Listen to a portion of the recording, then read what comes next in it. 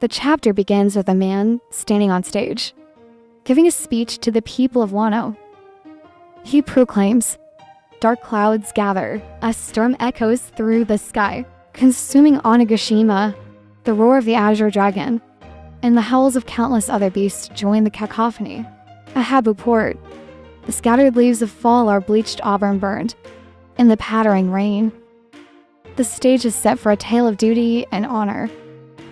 This is the story of the royal retainers and their quest to let Kozuki Oden name shine once more. Many hardships lie in wait, but they stay resolute to meet their fate.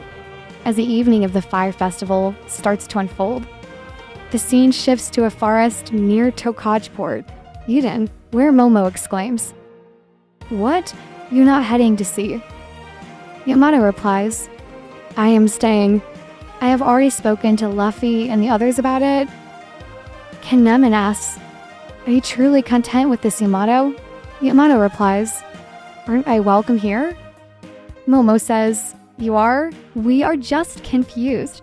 A moment ago you said you had made up your mind." Yamato replies, "Oh, that? Well, Odin started his journey with a tour of Wano, right?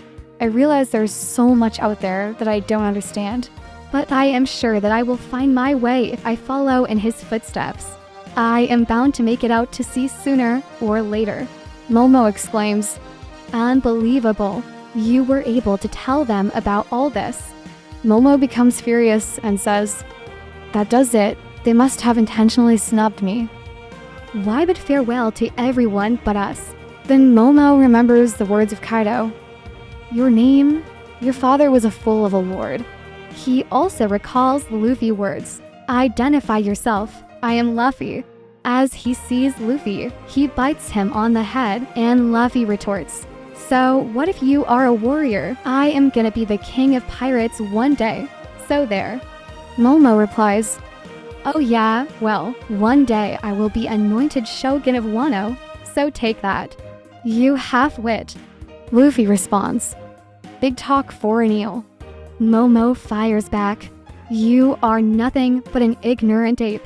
Another scene shows Momo crying, and Luffy angrily says, "What are you, Momo? Just some figurehead. Are you just gonna stand there and cry?" Momo replies with pride, "I want to beat Kaido." Luffy smiles and says, "All right, then let's team up. It's an alliance." He then remembers another scene where he was captured, and Luffy said to him, "That's the spirit, Momo.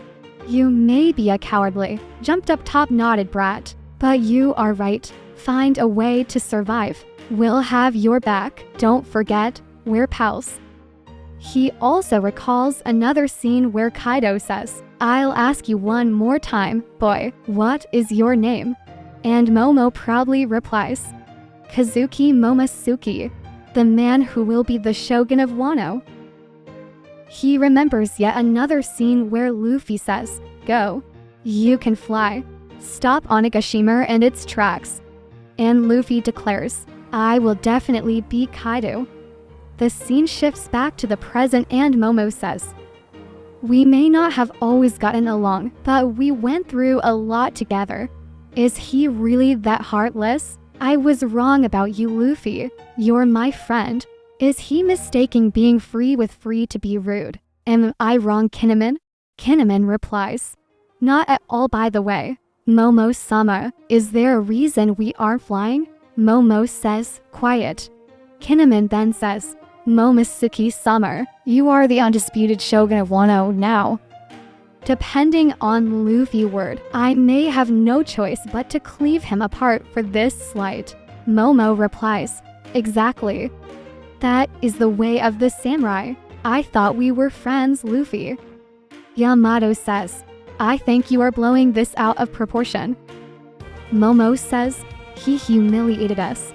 Overlooking him without giving him a few blows and bites is out of the question." The scene shifts to Tokajport, Uden, where Law says, "Remember, the next time we meet we'll be as enemies. Don't whine to me. We are shooting to kill."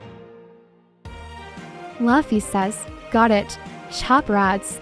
See you down, Trafalgar." and Captain Kidd orders to set sail. All the crew of the Straw Hats were standing and ready to say farewell to Wano. Suddenly Momo enters with rage, his mouth wide open, and he says, "You monsters."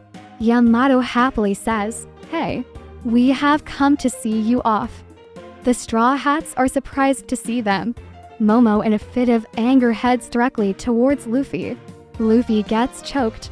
Before Momo could hit Luffy, Yamato kicks him and throws him towards the land. Kinemon rages and says, "Luffy, you dastard. What is the meaning of this outrage? How can you abandon the two comrades you have known the longest without a word? You have angered the Shogun. What do you have to say for yourself?" Luffy, confused, says, "What's the big deal? We are meeting now, aren't we?" Momo rages and says, "Luffy, this is an edict from the Shogun." Suddenly he starts crying and says, "Please don't leave. I will be so lonely. I want to be with you forever. It can't end like this."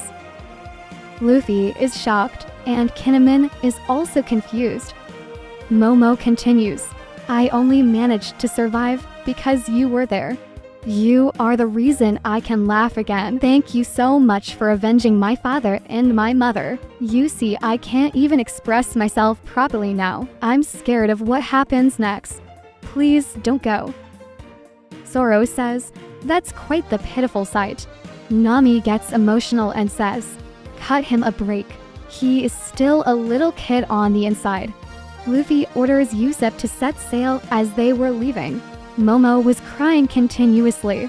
Luffy gives him a ship's flag and says, "We have been waiting here all this time because I wanted to give you this. Even if you are a bit bigger now, I know that you are still like a little kid on the inside. You are a small, weak samurai, but I think of you like a little brother." Momo is confused and asks, "This is a flag." Luffy replies, "When times are tough, look at it and remember your seafaring adventures. Hang up somewhere in Wano. If any major bad news comes knocking, just point them to it." As Luffy stands on his ship, he continues, "It will let them know that screwing with our friends is the same as screwing with us." Momo, crying, says, "Does that mean I am one of you?"